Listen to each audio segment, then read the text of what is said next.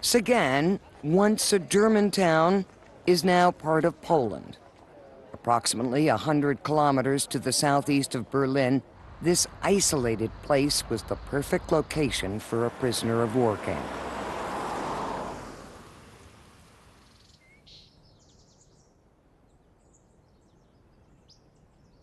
Just outside the town, a scrub pine forest reclaims the land where Stalag Luft III once stood.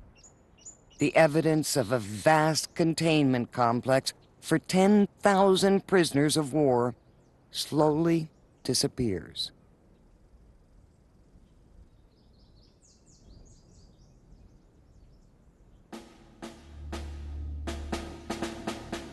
Because it was run by the Luftwaffe and not Hitler's notorious SS death camp unit, Stalag Luft III was often referred to as the country club of prison camps.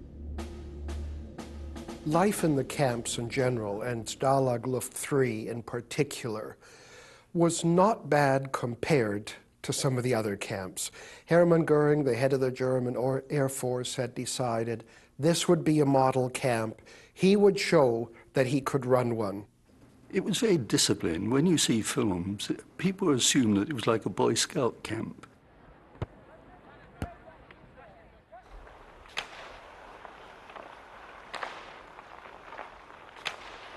You know, we all have impressions of what a Stalag Luft is going to look like, or a prison camp, but it was well organized. But despite the relatively comfortable conditions, Stalag Luft III is nothing more than a prison.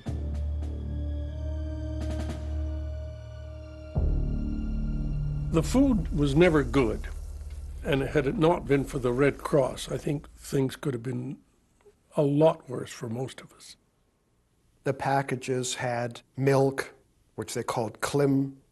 They had candy, they had chocolate, they had cigarettes, they had vegetables, enough to keep them alive. If it hadn't been for the Red Cross, I'm not saying we wouldn't have made it, but I think we'd have had a lot more casualties later on. January 23rd. Our lunch consisted of the daily German soup ration, each cupful containing several well-boiled white maggots. Angry frustration finally surrendered to hunger, and we fished them out and ate the soup.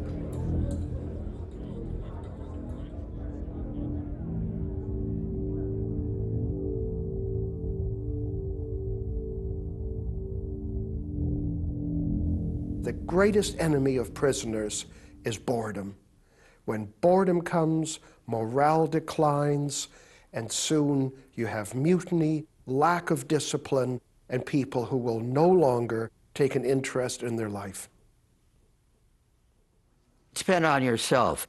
If you brooded about it, got depressed, I guess it was tough. There were some fellas that, they went round the bend, as they say, Well, I knew that I couldn't go on forever without drawing. That was a very real part of my quest in the camp, I guess, was to express myself in drawing because there was a need for it. There was never a lack of someone to draw.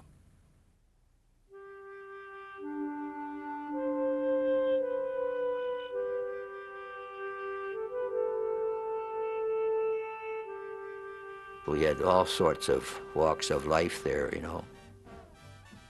Teachers, actors, carpenters, electricians, lawyers, doctors, you name it. So some fellas took up classes in anything you wanted. No recreational materials were supplied by the Germans. The POWs depended on international aid groups and their own ingenuity. Once a month we'd have a play or a band concert, It took you away from everything. So life wasn't that bad.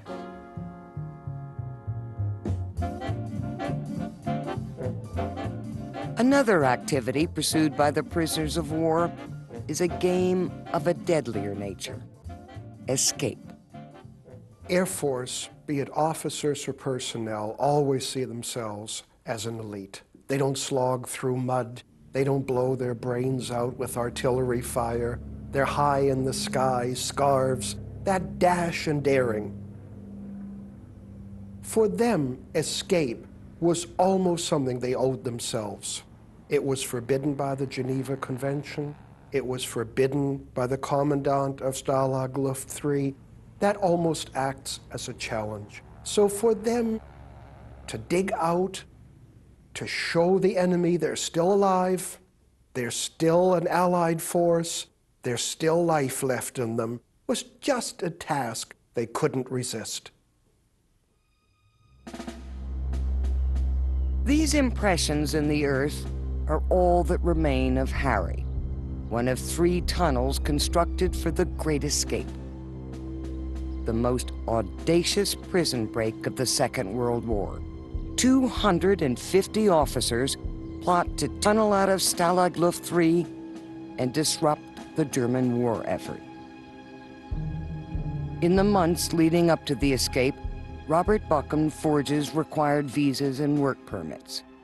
But despite intricate planning, nothing can prepare the POWs for the circumstances of chance on that March night in 1944.